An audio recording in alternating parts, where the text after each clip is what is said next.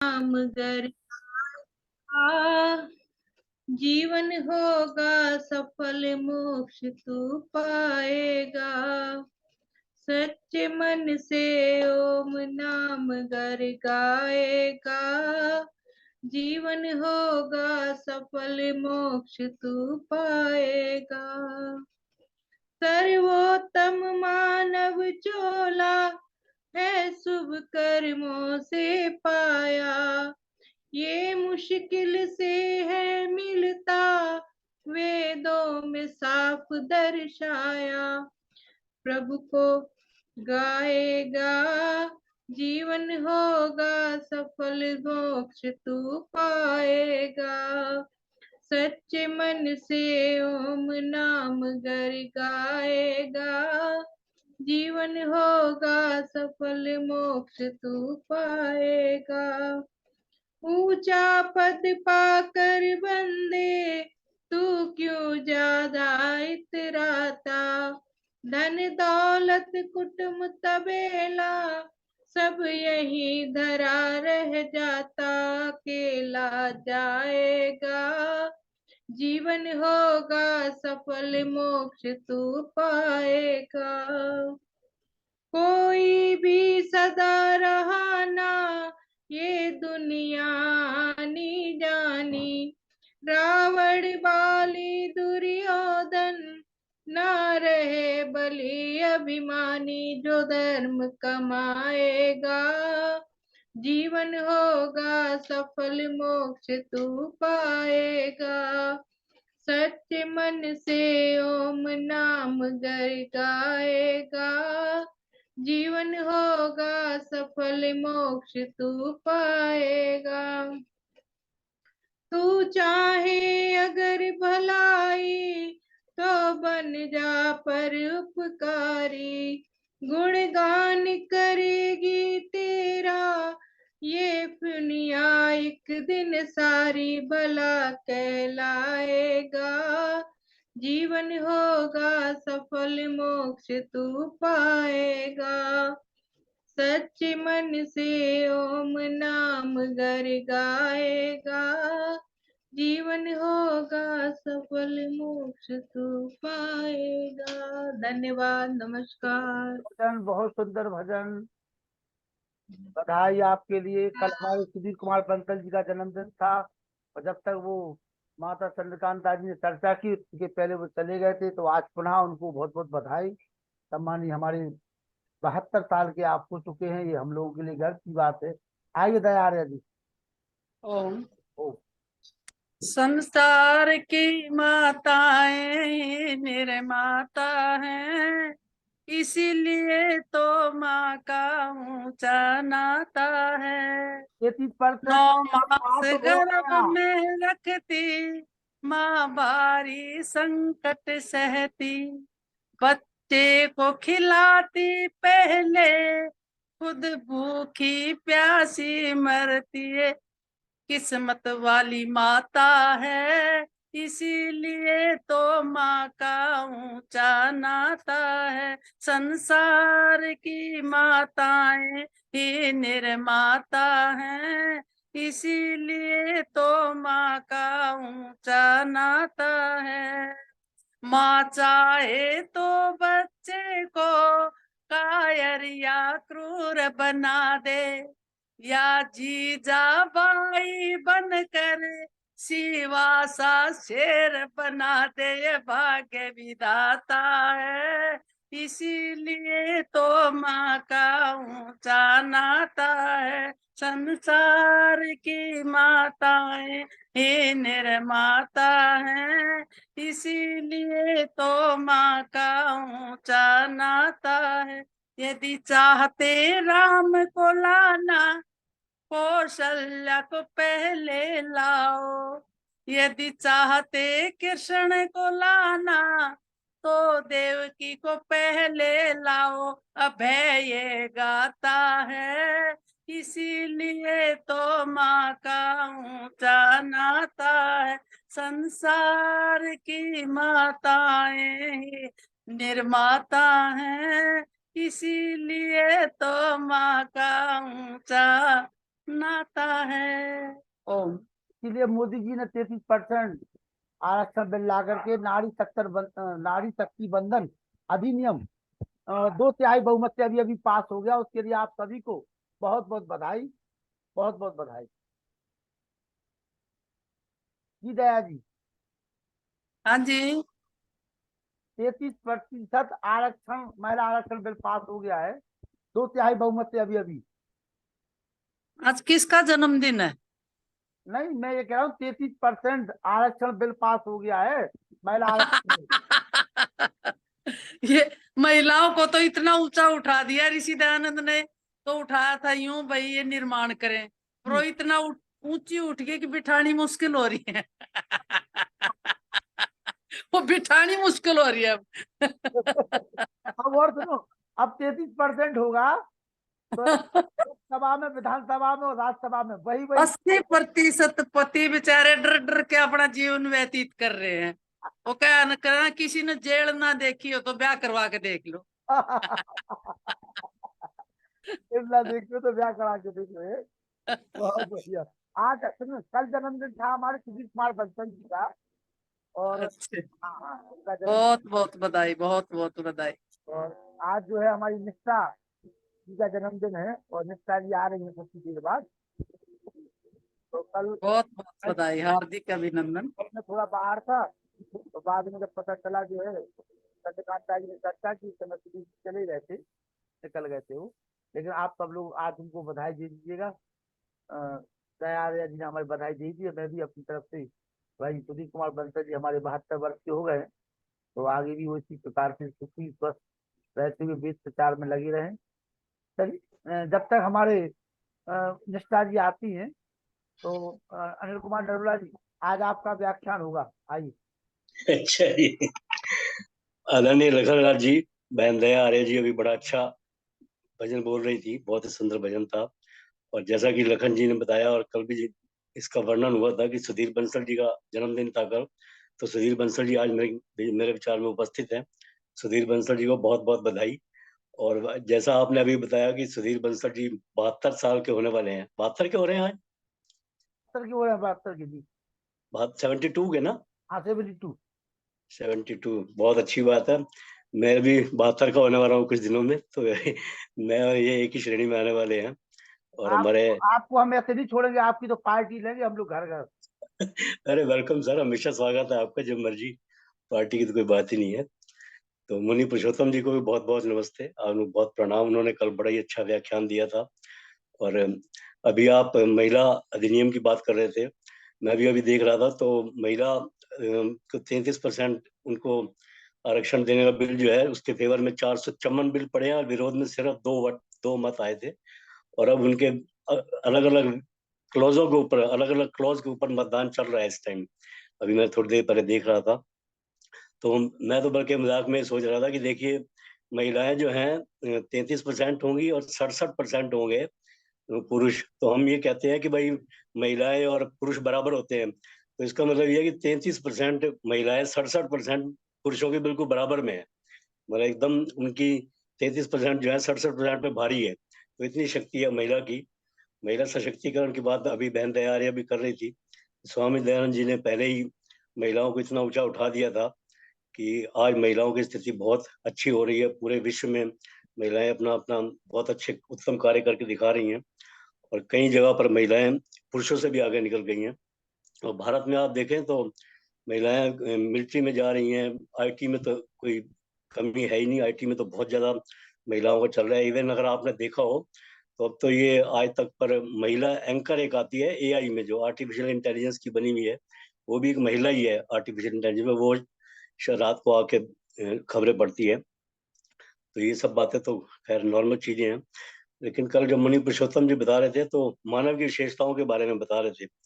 तो वास्तव में मानव की विशेषताएं यही होनी चाहिए कि उसका, मानव का दृष्टिकोण जो है हमेशा सकारात्मक दृष्टिकोण होना चाहिए।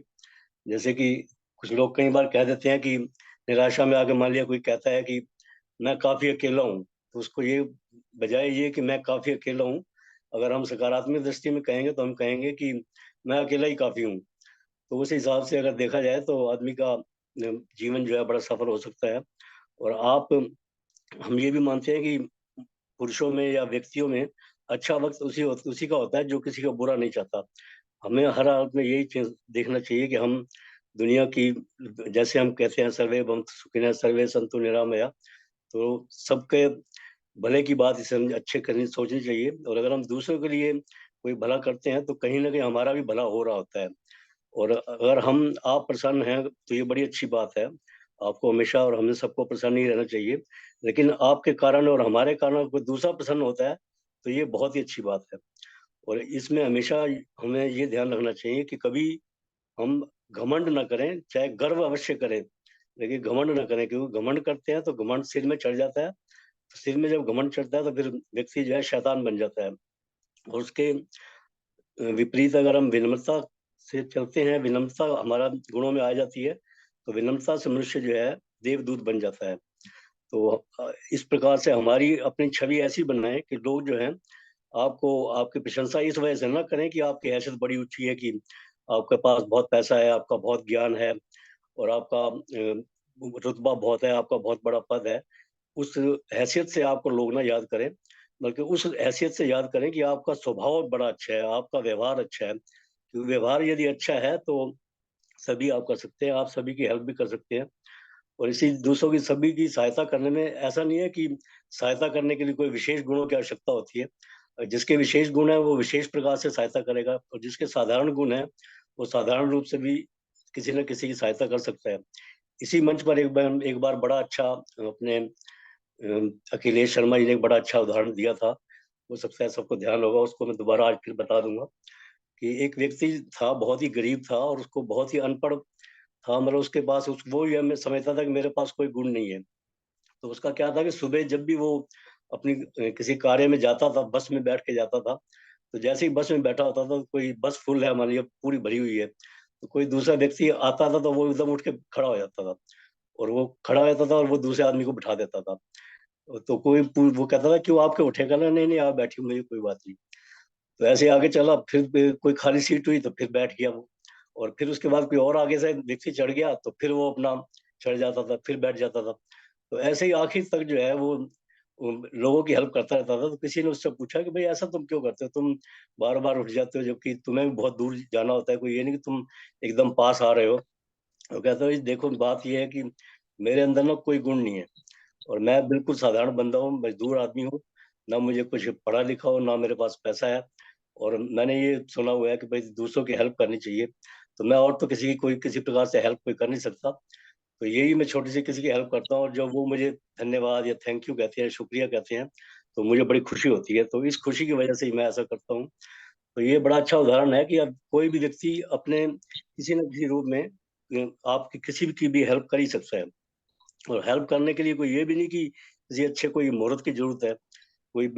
आप देखते होंगे कि मनुष्य जो है संसार में जब आता है तो कोई मुहूर्त देख के नहीं आता, बिना मुहूर्त के पैदा होता है और बिना मुहूर्त के ही मरता भी है।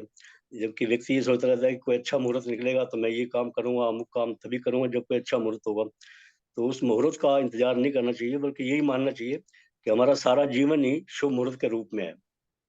और हमारे जीवन में फेलियर्स और असफलताएं हमेशा आती रहेंगी। असफलताएं भी आएंगी, लोग हमारा इंसल्ट भी करेंगे, और कोई ना कोई ऐसा काम भी करेंगे कि हमारे अनुरूप नहीं होगा, हमारी इच्छाओं के अनुरूप नहीं होगा। जैसा कि एक दिन अपने आचार्य वेद प्रद्युम्न का दीदी जुड़ी है बेटा, वेद का दीदी जुड़ी है। आ गई है निष्ठा जी। नहीं नहीं, आप बोलिए, आप बोलिए, आप बोलिए, जी बोलिए।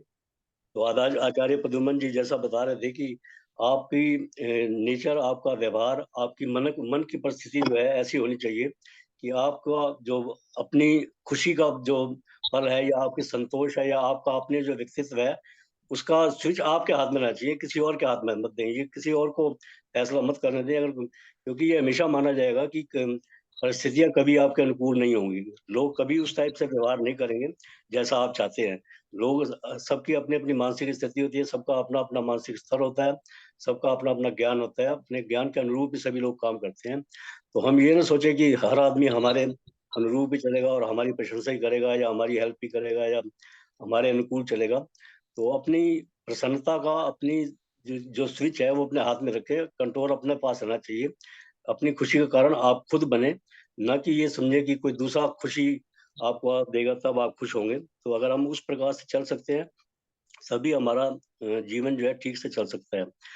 और वरना तो फिर ये परेशान रहने वाली बात ही है। तो ऐसा कभी नहीं होना चाहिए, और व्यक्ति को हमेशा ये कोशिश करनी चाहिए कि कभी अपने कार्य करते हुए हमेशा कर्मशील रहे। जैसे अपने लखन लाल जी हैं, हमेशा कार्यशील में रहते हैं। कभी बड़ा आश्चर्य की बात होती है, बल्कि मैं तो इनसे बड़ी प्रेरणा प्राप्त करता हूँ कि आज लखन जी जब भी कहीं अपने यहाँ पर हैं या बाहर हैं, कभी ट्रेन में जा रहे हैं, कभी बस में जा रहे हैं, कभी गाड़ी में जा रहे हैं, तो वहीं से ये ऑपरेट करते रहते हैं।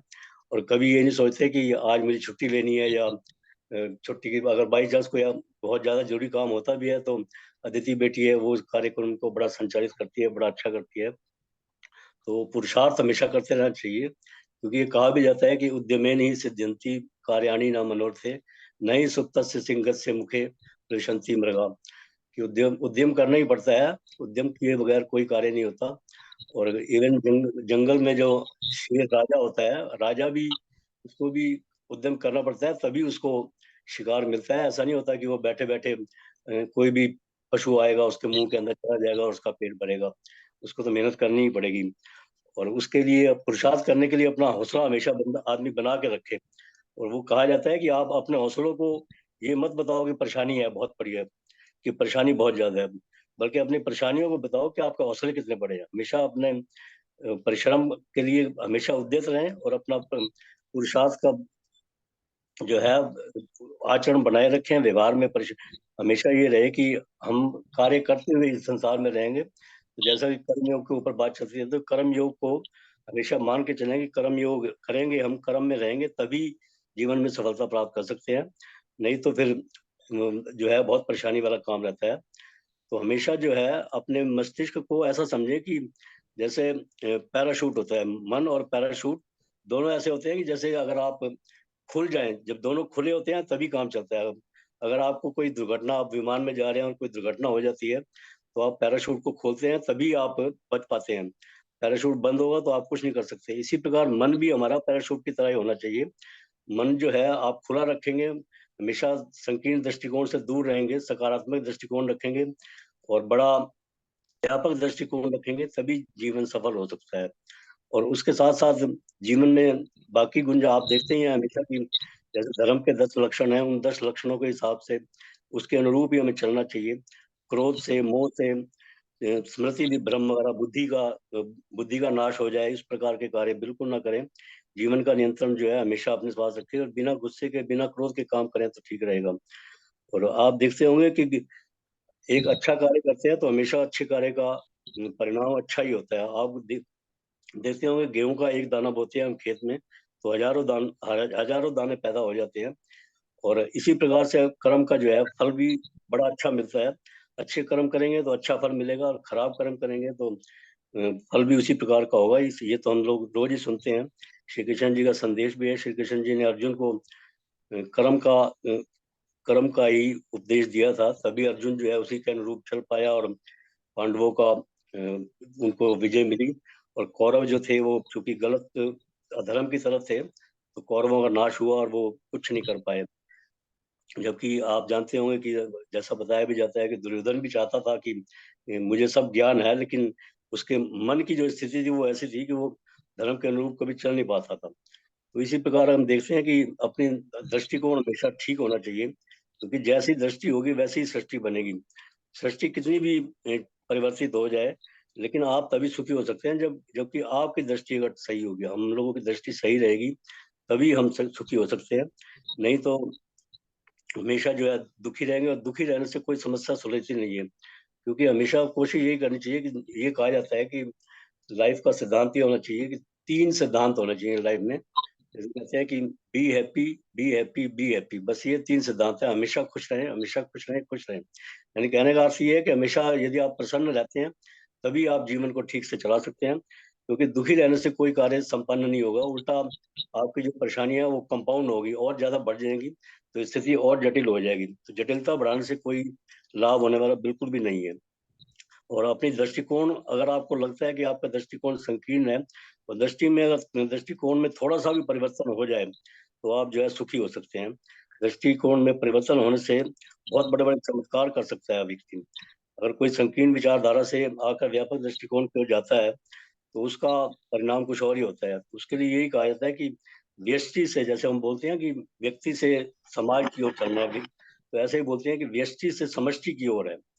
और इसके लिए परिस्थितियों का हमेशा न ध्यान रखें। परिस्थिति कैसी भी हो, किसी भी प्रकार की परिस्थिति हो, उसको जो है हमें सफलतापूर्वक उसका सामना करना चाहिए।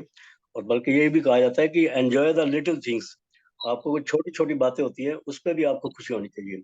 मान लिया बच्चा आपका कहीं स्कूल से हंसता खेलता हुआ आया है, तो उसको हंसते खेलते हुए बच्चे को देख के आप खुश हो जाए, वो भी बड़ी आपके लिए एक प्रसन्नता का विषय है। तो ऐसे ही अपनी छोटी छोटी प्रसन्नताएं अगर हम देखते रहेंगे तो उन छोटी छोटी प्रसन्नताओं से ही हम अपना जीवन जो है खुशमय और प्रसन्न पूर्वक बना सकते हैं। क्योंकि चिंता करने से कभी कोई समस्या सुलझती नहीं है। यही कहा जाता है कि चिंता जो है, का आपने पढ़ा भी होगा, कि हम सब पढ़ते भी हैं कि चिंता चिता समान है। मतलब जो है चिता जो है, चिंता जो है वो चिता से भी खतरनाक है। चिंता चिंता अगर आप अपने मन में रखते हैं किसी भी समस्या के लिए, तो वो शरीर को और हानि पहुंचाती है, और उससे व्यक्ति का व्यक्तित्व भी खराब होता है, और उसको हमेशा मन में भी परेशानी रहती है। उसका कोई लाभ कभी नहीं होता। ना चिंता करने से कुछ होता है, और ना ही कोई अगर कभी कोई अतीत में कोई गलत कार्य हो गया है तो पछतावा करने का भी कोई लाभ नहीं होता। पछतावा करने से कोई अतीत बदल नहीं जाता। पुरुषार्थ करने से अतीत बदलता है। अगर पिछले पिछले समय में कोई गलती हुई भी है तो उसको जो है सुधारना चाहिए। अब कोशिश ये करनी चाहिए कि उसको हम गलतियों को स्वीकार करें, अपनी त्रुटियों को सुधारें। और क्योंकि पछतावे से कोई अतीत बदलने वाला नहीं है, और ना ही चिंता आपका कुछ कर सकती है। चिंता कोई भविष्य नहीं बना सकती। वर्तमान, जो वर्तमान में अगर आप रहते हैं, वर्तमान जो कुछ है वर्तमान ही है। ना आप अतीत के बारे में सोचें और ना भविष्य के बारे में अधिक सोचने का फायदा है, क्योंकि भविष्य आपके हाथ में नहीं है। ईश्वर ने आपने जो कर्म करना है, कर्म का फल जरूर मिलना है भविष्य के लिए। तो जो कुछ है, वास्तव में देखा जाए जो कुछ है वो वर्तमान ही है। अगर आपका वर्तमान सुखी है तो आप अतीत को भूल जाएंगे, और वर्तमान को सुखी रखेंगे तो भविष्य भी आपका सुखी अच्छा ही रहेगा। अगर आज का हमारा वर्तमान ठीक है, आज अगर ठीक है, तो जब कल आएगा तो कल को भी हम आज के रूप में मानेंगे, वर्तमान के रूप में, तो वो हमेशा अच्छा ही नजर आएगा। तो उसी प्रकार से रहना चाहिए। और ऐसे ही अपने जैसे मन की अवस्था होती है, तो मन की अवस्था अगर हम ठीक रखते हैं तो इस प्रकार की परिस्थितियां पैदा नहीं होती कि हम अतीत के बारे में सोचते रहें और कुछ खराब हो जाए, तो उसका कोई लाभ नहीं होता। उसी प्रकार जैसे कहा जाता है कि मन और मकान जो है उसको समय समय पर साफ करते रहना चाहिए। क्योंकि अगर आपने सफाई नहीं किया तो इनमें फालतू चीजें घुस जाती हैं, तो फालतू चीजें भर जाती हैं, तो उससे व्यक्ति को दुखी होता है, कभी वो खुश नहीं रह सकता। जैसे मकान की सफाई करना जरूरी है। घर में आप देखते हैं कि बहुत सारी फालतू चीजें इधर उधर रखी हुई हैं, तो उनको हम समय समय पर साफ करते रहना चाहिए। इसी प्रकार हमें अपने मन का भी आत्मनिरीक्षण करना चाहिए कि मन में कुछ भी अगर गलत है या कोई भी गलत धारणा बन रही है, तो उसको हम अपने मन की अवस्था को बदलते रहें और अपना भविष्य सुधारते रहें, तभी ठीक रहेगा। इसीलिए इनको जो है, जैसे कहते हैं कि मन में भर के कभी ना जिए, बल्कि मन भर के जिए। किसी काम को ये ना सोचे कि इतनी परेशानी हो गई है कि इस काम से तो मन ही भर गया है। तो मन भर के कोई लाभ होने वाला नहीं है। मन भर के नहीं जीना, मन भर जीना है। तो उसको कोई भी कार्य अगर हम खुशी से करते हैं तो कार्य बड़ी आसानी से भी हो जाता है, और उसमें कोई परेशानी नहीं आती। और अगर हम कार्य को बाहर समय के करेंगे तो वो बड़ी परेशानी रहेगी, फिर आप कुछ कार्य कर ही नहीं सकते। और ऐसे ही अगर हम अच्छी बातें करते हैं तो अच्छी बातें करके ही मन भर के जीना चाहिए, तभी हम अपना जीवन ठीक से कर सकते हैं। ये धन्यवाद। जैसे बहुत आगे, जी, बहुत बहुत आभार सम्मानित नरूला जी आपका। धन्यवाद, आपने समय दिया, बहुत बहुत धन्यवाद। धन्यवाद। आइए 2 मिनट का समय हमारे सुदीप कुमार बंसल जी सभी का आभार व्यक्त कर दे। आइए हाँ, बंसल आदरणीय लखन लाल जी, और अभी पूर्व वक्ता अनिल नरूला जी, और सभी मेरी बहनें, मातृशक्ति, भद्र पुरुषों और सज्जनों। मुझे लखन लाल जी ने कल के मेरे जन्मदिन के उपलक्ष्य पर मैंने उन्हें सूचना दी थी। मैंने कहा सभी का आशीर्वाद और शुभकामनाएं यथा योग्य मुझे मिलनी चाहिए, और ये आशीर्वाद की रश्मियां जितने हाथ से और जितने मुंह से जो है वो मिलेंगी, तो आप ये समझिए रश्मियां स्वस्थ रूप से जो है वो आपके दिमाग को संचारित करेंगी। और आपने कल, मैं थोड़ा लेट जुड़ पाया था, उसके लिए मैं क्षमा प्रार्थी भी था। आज मैं फिर जो है वो वापस जुड़ा, और आपने कल की बात को ध्यान में रखते हुए भी आज शुभकामनाएं प्रेषित की है। मैं सभी का बहुत बहुत धन्यवाद करता हूं, और आशा करता हूं कि इसी तरह से मुझ पर कृपा बनाए रखेंगे। और अभी नरोला साहब ने जो भी 15-20 मिनट का जो भी अपना उद्बोधन दिया, तो इतना आनंद आ रहा था सुनने का कि मैं अभी शब्द व्यक्त नहीं कर सकता, कि मुझे इतना आनंद आ रहा था कि वो बोलते जाएं। लेकिन बीच में मुझे ऐसा भी लगा कि आज एटलीस्ट 5-10 दिन बाद मैं एक भजन में प्रस्तुत करूं, यदि आपकी आज्ञा हो तो 2-3 अंतरे में पेश करूं। सुना दीजिए, आपके जन्मदिन के लिए हम लोगों की तरफ से ये गिफ्ट होगा आपके लिए। जी हाँ जी।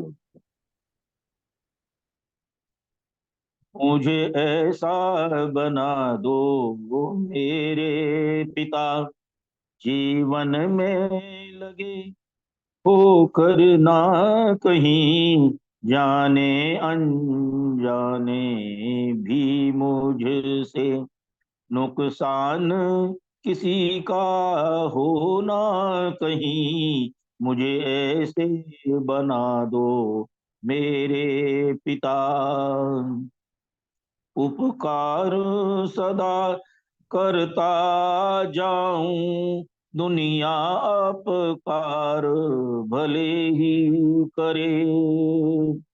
उपकार सदा करता जाऊं, दुनिया अपकार भले ही करे। बदनामी हो ना जग में मेरी, कोई नाम भला ही लेना कहीं। मुझे ऐसे बना दो मेरे पिता, जीवन में लगे ठोकर ना कहीं, जाने अनजाने भी मुझसे नुकसान किसी का हो ना कहीं। मुझे ऐसा बना दो मेरे पिता, जो तेरा बनकर रहता है, कांटों में फूल सा खिलता है। जो तेरा बनकर रहता है, कांटों में फूल सा खिलता है। कितने ही कांटे पाँव चुभे, पर फूल भी हो कांटे ना कहीं। मुझे ऐसा बना दो मेरे पिता, मैं क्या हूँ राह मेरी क्या है, ये सत्य सदा मैं समझ सकूं। इस राह पर चलते चलते कभी मेरे पाँव थके ना, रुके ना कहीं।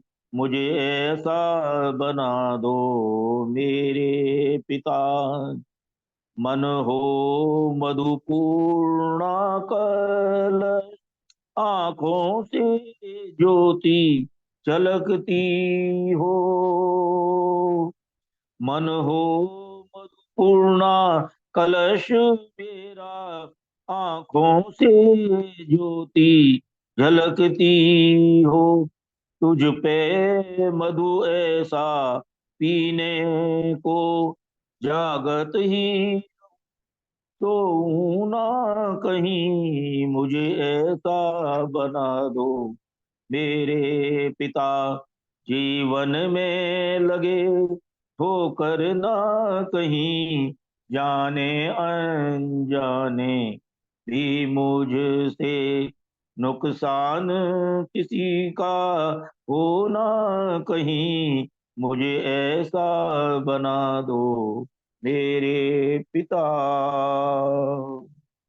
बहुत बहुत धन्यवाद। बहुत बहुत आभार। पुनः हार्दिक बधाई सम्मानित सुधीर कुमार जी बंसल। हाँ, बहुत बहुत धन्यवाद। आज हमारी निष्ठा बहन जी का जन्मदिन है, डॉक्टर निष्ठा विद्यालंकार। और जो भी बात हमारे नरूला जी कहते कि हमें अपने दिमाग की चाबी किसी दूसरे को नहीं सौंपना है। कई बार जब चर्चा होती है तो हमारी आराधना जी भी ने इस बात को कई बार कहा कि हम गुस्से में अपना आपा खो बैठते हैं और अपना पूरे दिमाग का कंट्रोल हम दूसरे को सौंप देते हैं। इन सारी चीजों से हमें बचना चाहिए। बहुत कारगर उद्बोधन भाई सम्मानीय अनिल नरूला जी का। आइए डॉक्टर निष्ठा विद्यालंकार जी।